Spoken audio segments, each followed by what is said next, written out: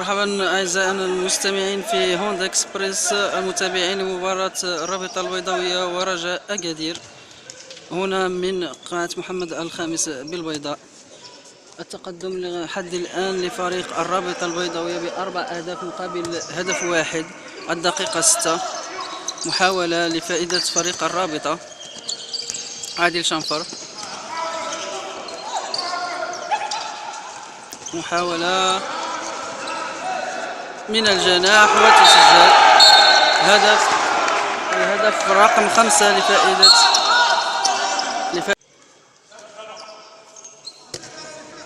الدقيقة 37 ثانية. تفوق لفائدة فريق الرابطة ب6 أهداف ل2. الكرة لا زالت مع فريق الرابطة في هذه المحاولة. هذه المباراة تعرف حضور الإطار الوطني كمال جنون، المدرب السابق لهلال الناظور، وهو على حسب علمنا هو من أبناء فريق الرابطة. خطأ فادح في خطأ منطقة، لم يستغل فريق رجاء أكادير هذا الهجوم المضاد. بعد محاولة ضائعة لفريق رجاء أكادير، فريق الرابطة هو الآخر يضيع، وتألق الحارس شحور للمرة الرابعة على التوالي. دقيقتين للاعب الرابطة في الجولة أو في الهجمة التي سبقت التي نراها. الرابطة تلعب ب5 لاعبين.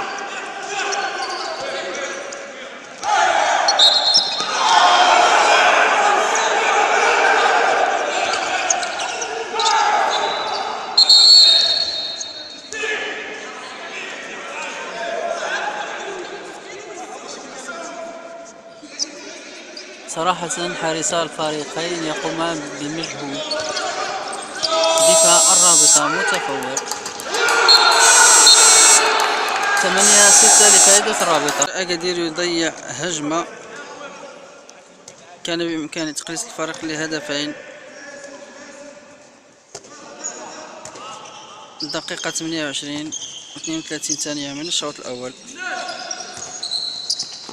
لا زال التقدم لفريق الرابطة ب11 مقابل 9، عفوا 12 مقابل 9.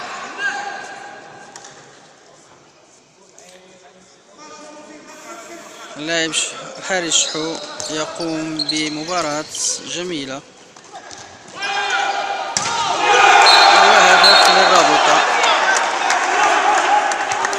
13-9 على بعد دقيقة من محاولة ربما أخيرة لفريق رجاء أكادير في هذه المباراة.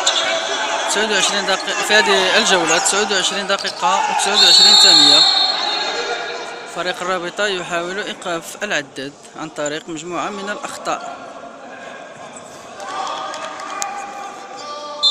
لكن الأخطاء الآن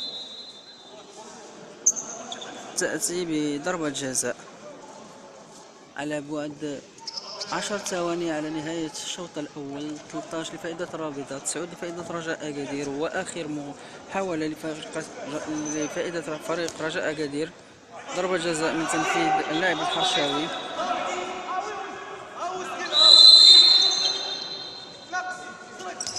وهدف يقلص الفارق إلى 3 أهداف. آخر 10 ثواني.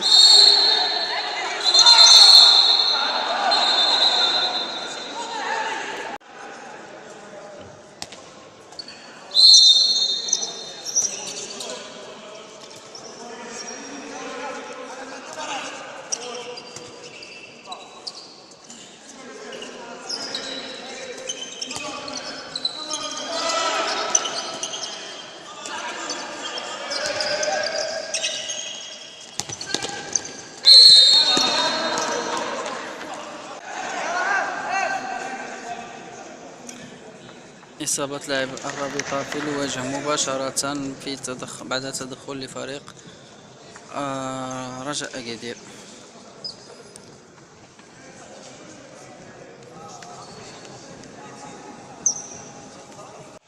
الدقيقة 14 لفائدة الرابطة.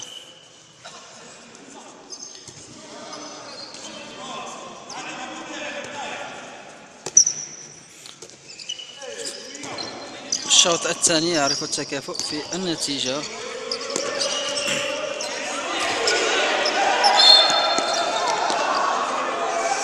كل فريق يسجل الفريق الآخر في نفس الوقت. فريق الرابطة في محاولة توسيع الفريق، خطأ.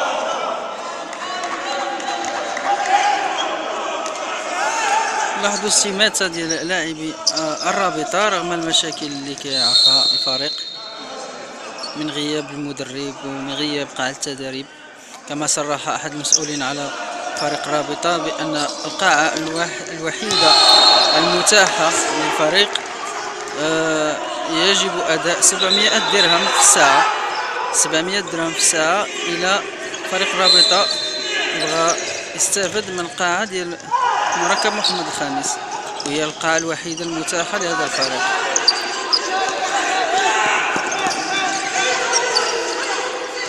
هجوم مضاد،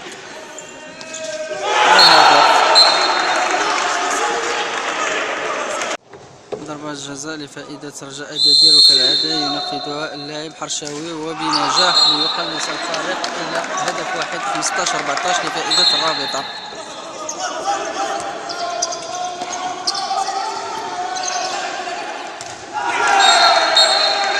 لاعبو الرابطة لم ينتظروا طويلا لإعادة الفارق إلى نقطتين. 16-14 دقيقة 8 من الشوط الثاني. الحارس كان في المستوى إلا أن الكرة اختارت الشباك. يأتي أخيرا الهدف الذي انتظرناه طويلا، 17-15 لفائدة الرابطة البيضاوية.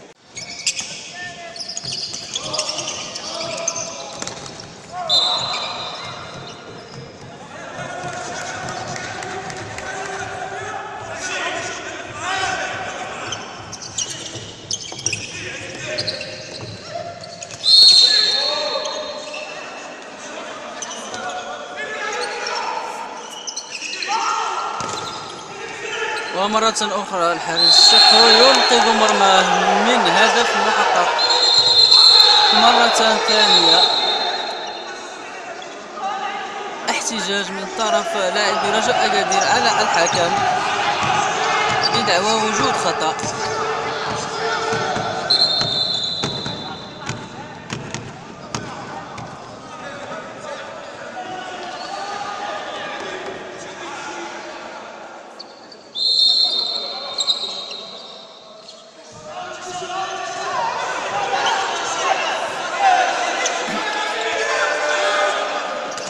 صراحة حارسي المباراة، حارسي الفريقين قاما بمباراة جيدة جدا، ووقت مستقطع لفريق الرابطة.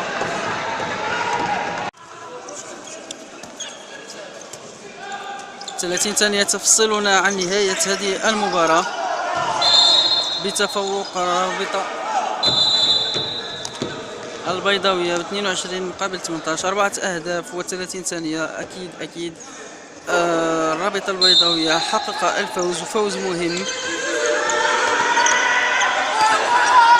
على حساب رجاء أكادير المحتل الرتبة الثانية في شطر الجنوب.